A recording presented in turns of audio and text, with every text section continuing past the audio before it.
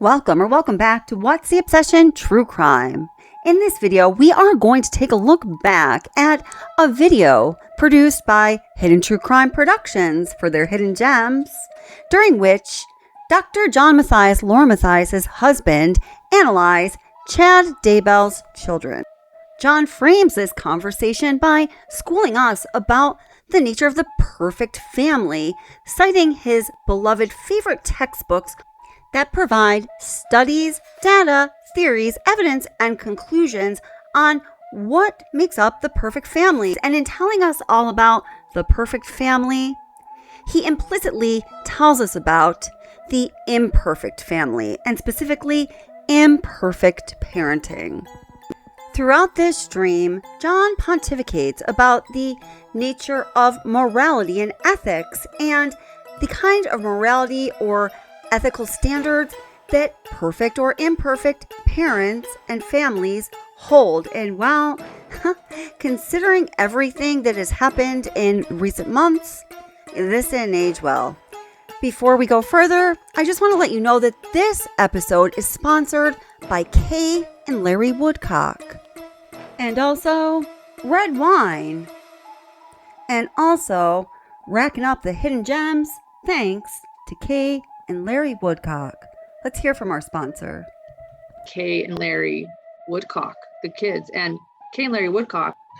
Yeah. Oh, here's Kay. So my chat was stuck, so I kept waiting for everyone to talk, and now I see it's going fast. Hello, Kay. Kay Woodcock's here with us. Let's start drinking early. With Kay and Larry on, they can speak to that. And babe, also over 1,000 people have been watching for quite a while now. So thank you. Thank you for joining us. Yeah, so Kay asked, I want you to know 1,500 people are watching tonight. It's the most we have ever had on a live before. We're so grateful that both Larry and Kay have been here with us tonight.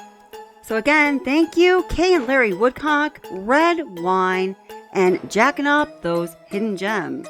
Right, I think there's a little bit of manipulation going on there. Oh yeah, for sure, Dr. John. Damn, that is the most accurate, concise thing I think we've ever heard you say. Thank you for that. We appreciate that. Yeah, it's cool, John. You're welcome. Thank you. You're welcome. Thank you. You're welcome. Thank you. You're welcome, goddammit, John. This is getting weird. Stop it. Speaking of getting weird, let's take a look at how the topic of Lauren and John Matthias' family came into focus in the public in the first place. Y'all probably have a good idea, don't you? I know you do. And I filed a civil stalking injunction because what was happening to me and my family. And then do you know what happened? Somehow, someone decided to let Law and Crime know about my civil stalking injunction.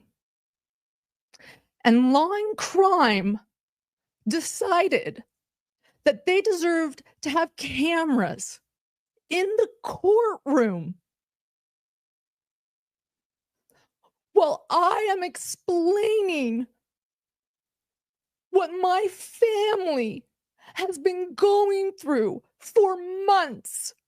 Now, I just want to pause at the juncture to say that if it was proven even kind of true that somebody else caused Lauren Matthias and her family all this pain and agony and anxiety because they were doing something mean to her, because they were being mean-spirited, because they were harming her or harassing her or treating her in any way that you really should not treat another human being, I would never, ever make light of that, because that's really not funny.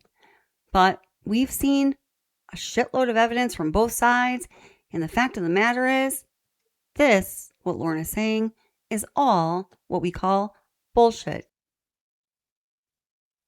The Law and Crime, I don't know, is it a slow true crime month? They thought that my family's pain should be live streamed on their trial channel. I am a limited public figure. I'm just a mom who has a YouTube channel. And yes, I've become a limited public figure. I'm not Johnny Depp. I'm not Amber Heard. I'm not Gwyneth Paltrow. I am a mother trying to protect my family and my little boy. So, although her claims have not been substantiated by a court of law officially and permanently, or anyone else really other than Grayson, who, is being brainwashed by Lauren, it seems that even to this day still, Lauren Matthias is willing to die on the hill of, my family was being threatened. We feared for our safety in a very serious way. And all of this drama, the 9 hours of the live stream, and all of this extra action that I've taken, even though there's really nothing going on, is all to protect my family and my little boy. So let's see what John Matthias has to say about his idea of a healthy family and healthy parenting.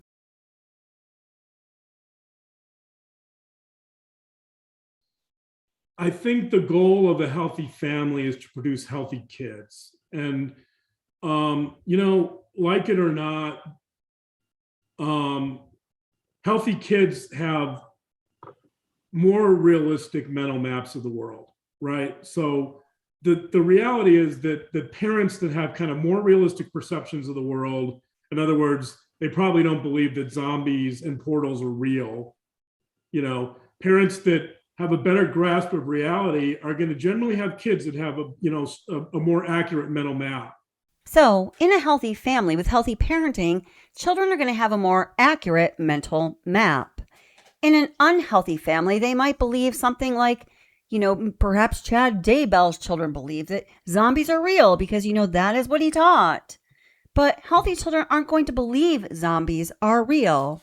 But what if they believe that they themselves, their dad, and especially their mommy's lives are in danger because of some crazy people that are out there ruining their lives, making them unsafe, and making them fear for their safety each and every day?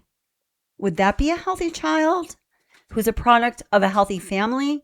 Healthy kids have more realistic mental maps of the world, right? So the reality is that the parents that have kind of more realistic perceptions of the world, in other words, they probably don't believe that zombies and portals are real.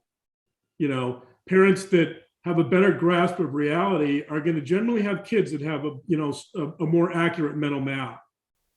That is a very ironic statement from John Matthias, considering that his wife Lauren and himself are making outrageous claims based on a few innocent interactions that Lauren had with some former friends. In Lauren Matthias' declaration, she says, basically, this is how she felt as a result of those interactions. I cannot function in my day-to-day life due to her obsessive campaign against me and how it is affecting my mental and physical well-being. Christina uses herself as well as others to continue to harass and stalk me daily. The attacks are unrelenting and she will not stop. I fear for our safety and well-being. Every day, it feels like the walls are closing in and there is no escape from those terrifying and obsessive, unrelenting attacks on us, our reputation, and our work. I feel threatened and in danger 24/7. I cannot continue to live in fear every single day, wondering what will happen next. The stress of this has already caused many dangerous health side effects for my husband and for myself and my family and my producer. Wow, that is some really extreme, intense stuff. Feeling all of those things, having all those terrible thoughts, dreading each day, having this sense of fear, that is intense. That is horrible. And if a person made you feel that way intentionally, there should be consequences. But for the purpose of this conversation, I think it is very clear to everybody who is aware of the facts of what has been going on with this situation in the Lauren Matthias stalker scandal shit show that it is absolutely not reasonable or rational to feel the way that Lauren described in that declaration because of some very innocent interactions you had with some former friends.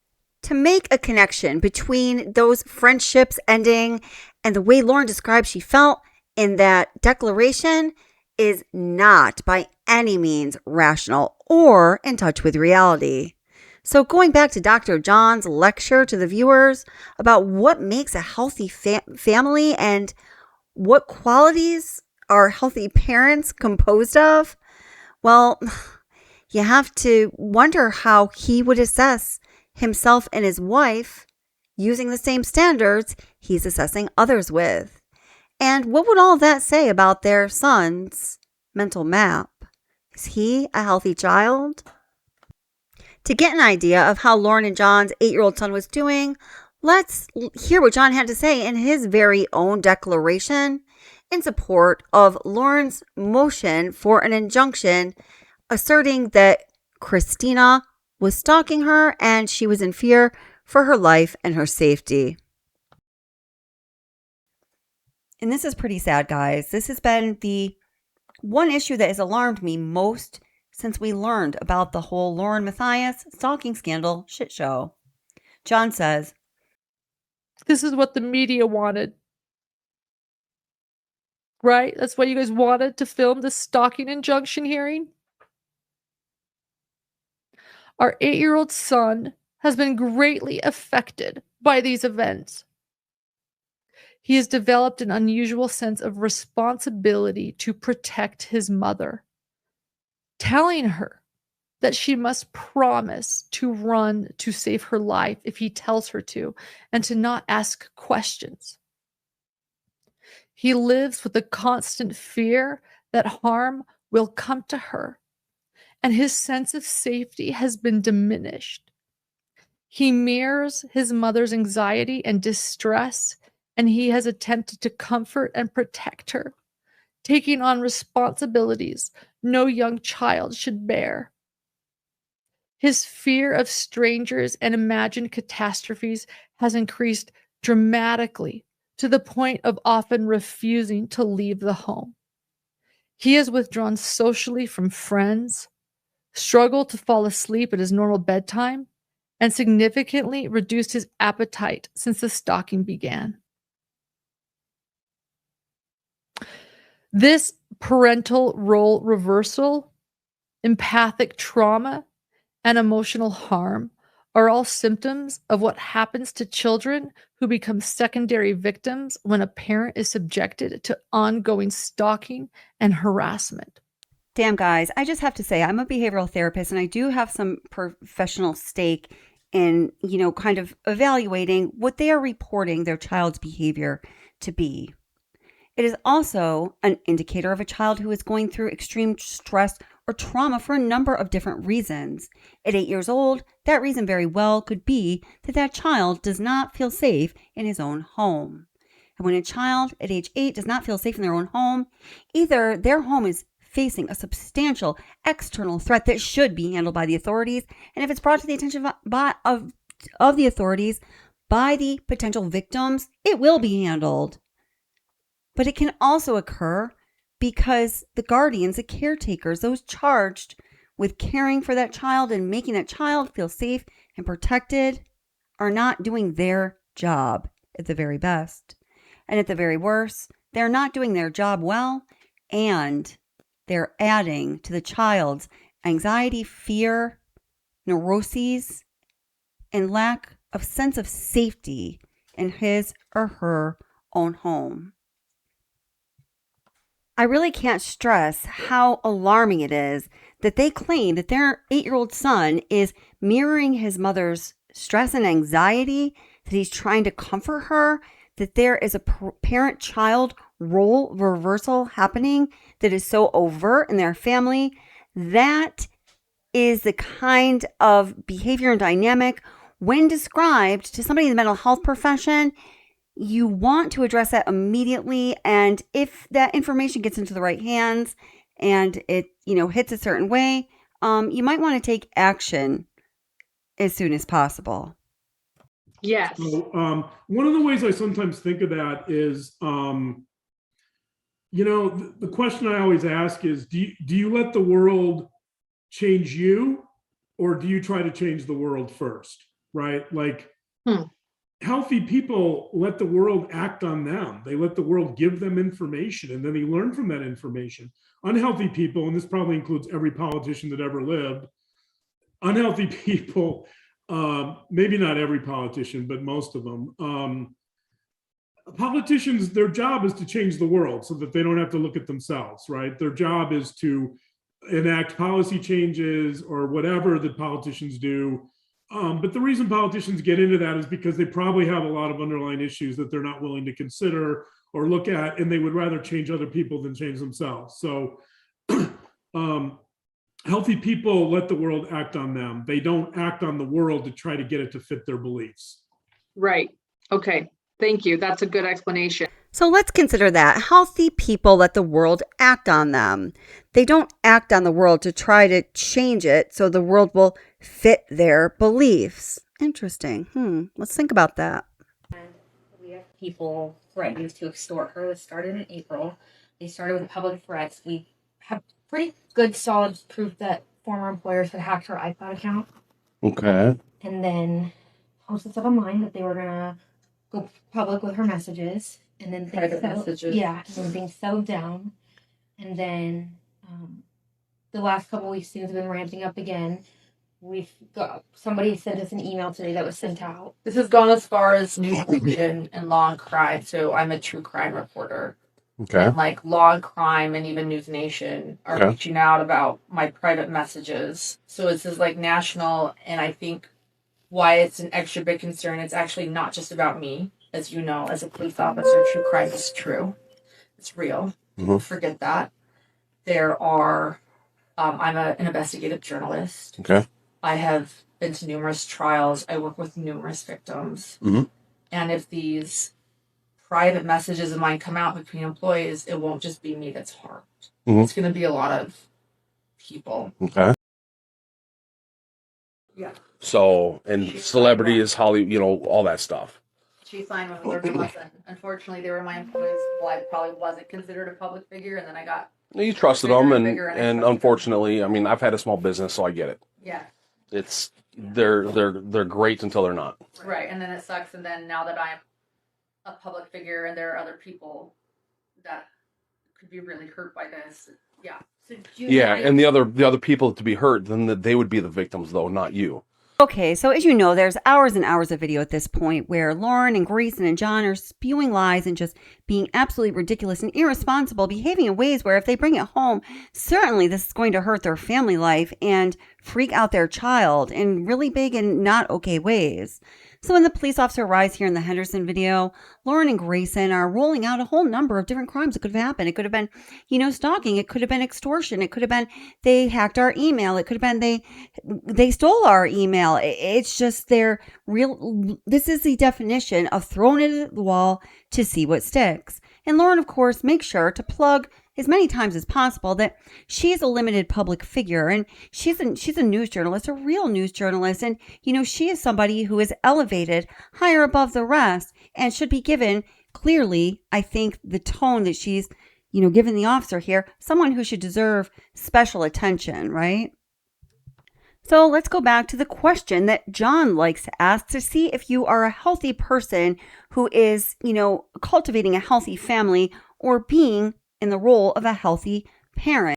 Yes. So, one of the ways I sometimes think of that is, the question I always ask is, do you let the world change you, or do you try to change the world first?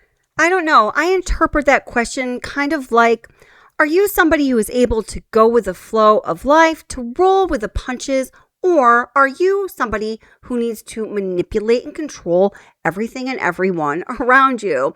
And if my interpretation of that question, or that John likes to ask, is right, then I think that Lauren has a real problem with being a healthy person, a healthy parent, and I guess their family unit a healthy family, because the only thing that we have seen from Lauren or John or Grayson in the past several months is them trying to change and control everything around them to fit their view, their needs, and attempt to create their desired world.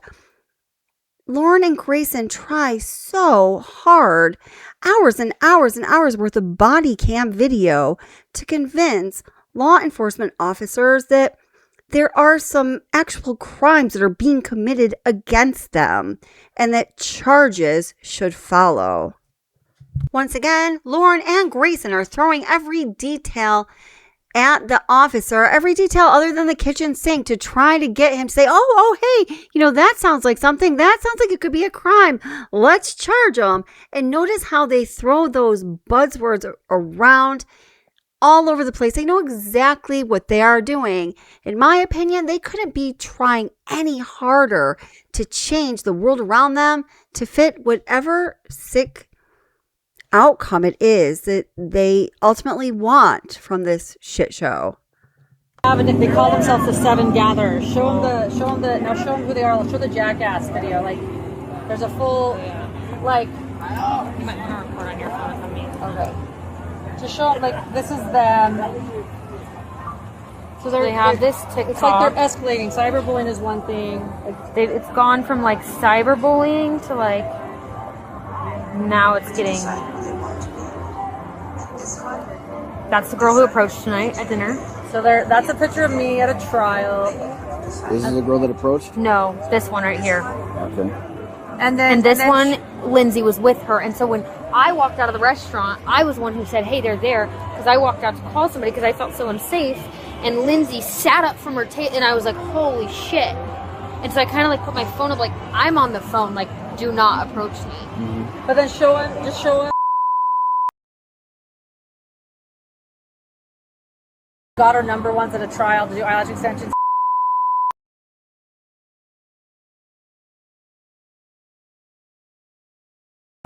The woman that is the face of most of the TikToks is in Europe right now, we think. But it's all of them. They're the ones commenting. They're the ones in pictures. And then there was one more that was, here's the one where they filmed you. Did I just post they this for real? filmed me in the So courtroom. you're not allowed to film in the courthouse in Arizona.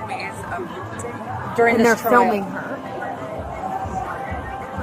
So they keep doing that, like, we do not approach them, we do not talk to them, like, we have, like, completely avoided, like, I just work. In fact, I just don't do anything. I don't have other people approach them, because that's what they're clearly trying to do too, is, like, get their friends to approach me.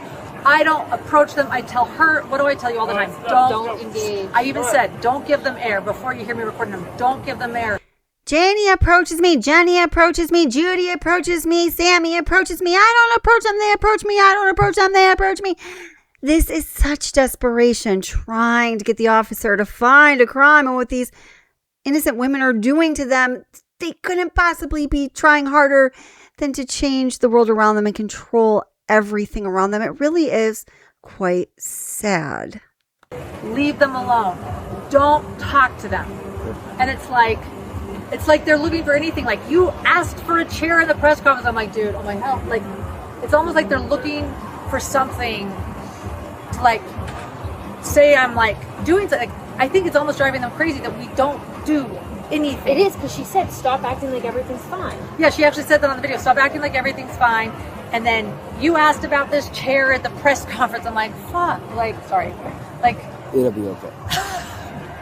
like, I just, I say, don't give them air. Don't talk to them. My husband's the same thing. Like they're clearly having other people approach us. I'm like, just leave them alone. We don't do drama. This is their drama. This is their issue. And they just keep coming up to me. So, and yeah, so then it's like, I don't want to give them air, but then I'm like, but then I'm fucking afraid for our safety. Like, I've got my producer crying. Like,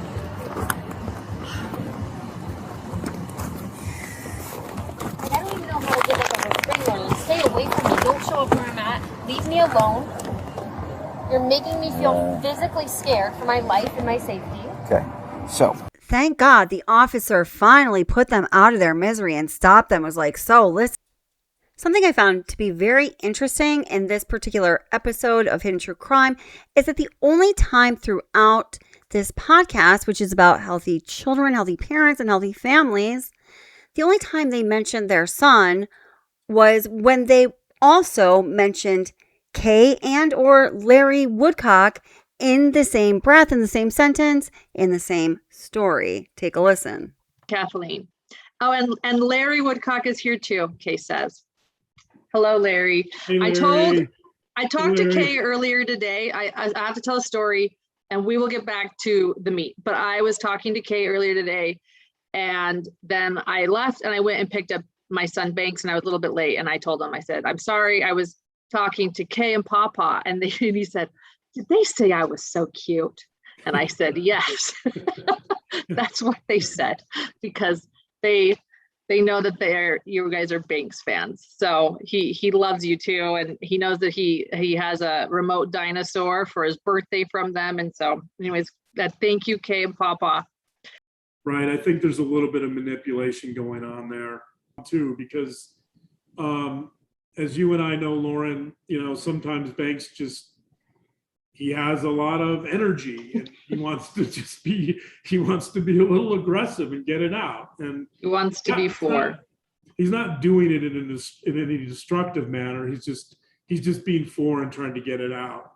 And we know from having talked to Larry and Kay that JJ had a lot of energy too, and I'm sure JJ had some anger and that's fine. They understood that was just a part of having a child and that's what children do. So, yes, always doing whatever is necessary to tie in the victims, to bring up their victims so the viewers know that their victims are in their back pocket, therefore giving more credibility and likability to the podcast as a whole.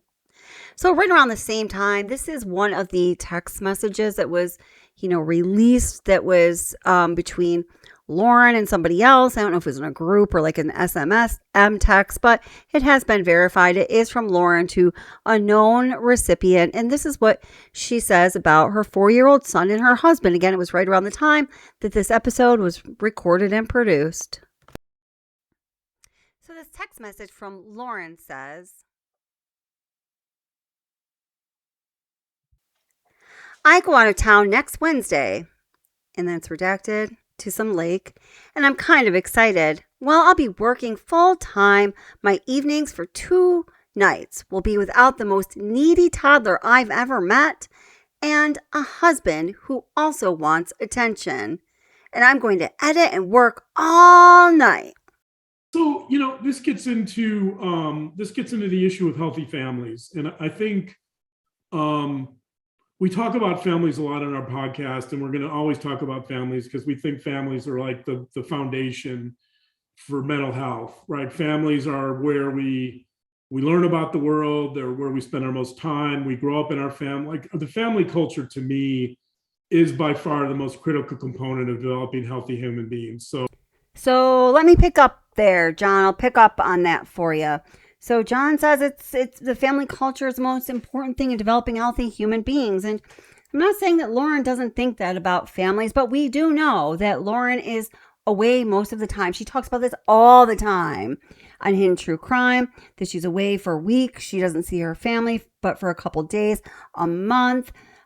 She's missed very important events and dates for her son, who is now 8 years old. And when she is with him, she seems to often be annoyed by him and she'd really rather be podcasting. I mean, right there in that message, she calls him the most needy toddler she's ever met. Like, yikes.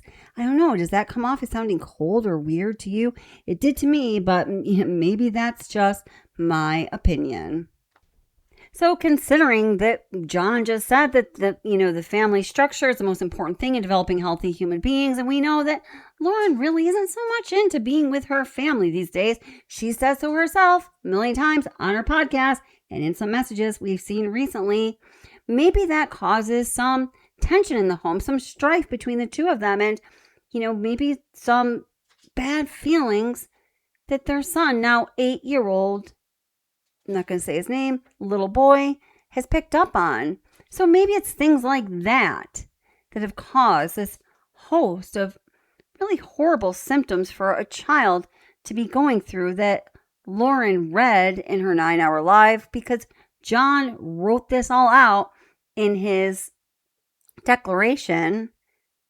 Maybe John and Lauren would be best served to look in the mirror, take a deep breath, and examine their self, each other, their marriage, and their life at home. I don't know. I'm not perfect. You're not perfect. But Lauren and John are kind of putting their imperfections out there boldly for all the world to see. So we're taking the opportunity to discuss it, because this, my friends, is what humans do. We like to examine human nature is exemplified in others. This is what the media wanted. Right? That's why you guys wanted to film the stalking injunction hearing. Our 8-year-old son has been greatly affected by these events. He has developed an unusual sense of responsibility to protect his mother, telling her that she must promise to run to save her life if he tells her to, and to not ask questions. He lives with a constant fear that harm will come to her, and his sense of safety has been diminished. He mirrors his mother's anxiety and distress, and he has attempted to comfort and protect her, taking on responsibilities no young child should bear. His fear of strangers and imagined catastrophes has increased dramatically, to the point of often refusing to leave the home. He has withdrawn socially from friends, struggled to fall asleep at his normal bedtime, and significantly reduced his appetite since the stalking began.